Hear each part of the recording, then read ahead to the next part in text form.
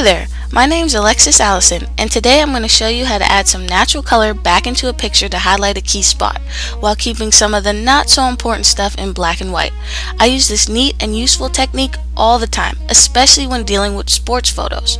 It really helps to shed light on what's important, your favorite athlete of course. So to start, we're in Adobe Photoshop. We're going to go ahead and open up our image. I'm going to use a picture of my friend Ashley Durham. She plays basketball for Canisius College. So once we have our picture, first thing I want to do is duplicate the layer. We'll name it background copy. Go ahead and OK that. And I always like to do this in case we have a slip up, we can always revert right back to the original picture. Now we're going to go to image, adjustments, and go down to desaturate. And this just took all of the color out of the image.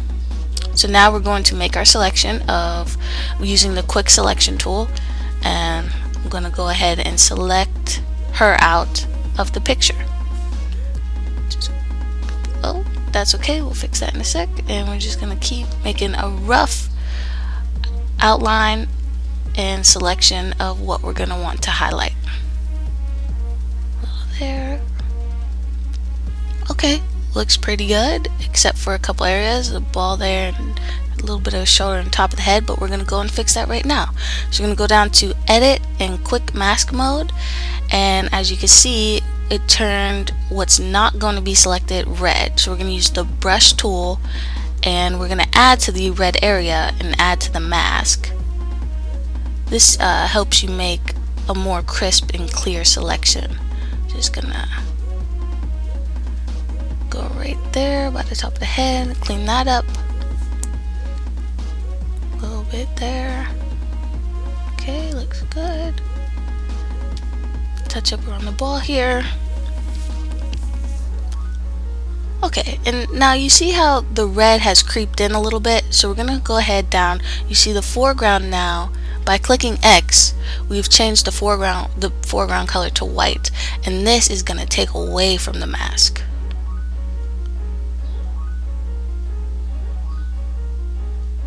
Just like so.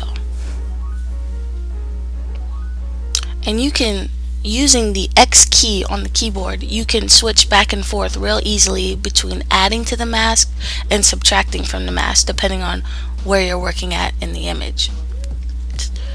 Get that bottom there a little bit by the hip, and let's see, looks pretty good. So we're gonna go ahead and back to standard mode, and as you can see now we have a really good crisp selection of the player. So now we're gonna go to select save selection.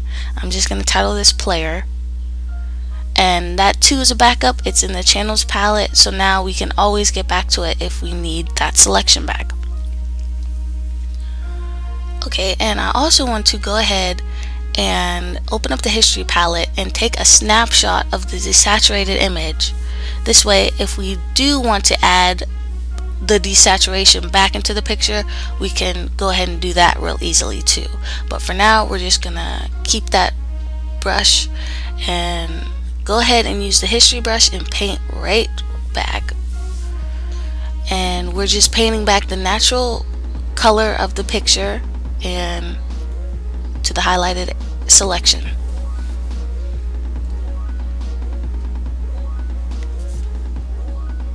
There. It's nice you can go a little crazy because it's only going to paint in the area that is selected. Excuse me. Okay, so now we have our player highlighted, everything else in black and white. So technically we'd be done.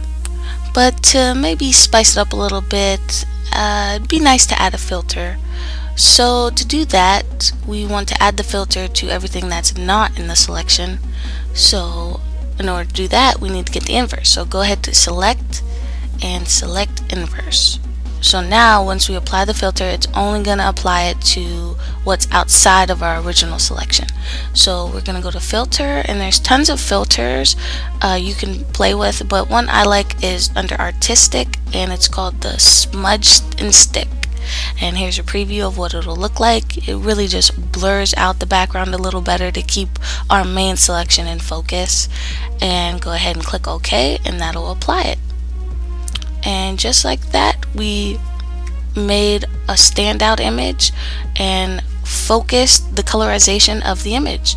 So thanks for watching, and talk to you next time.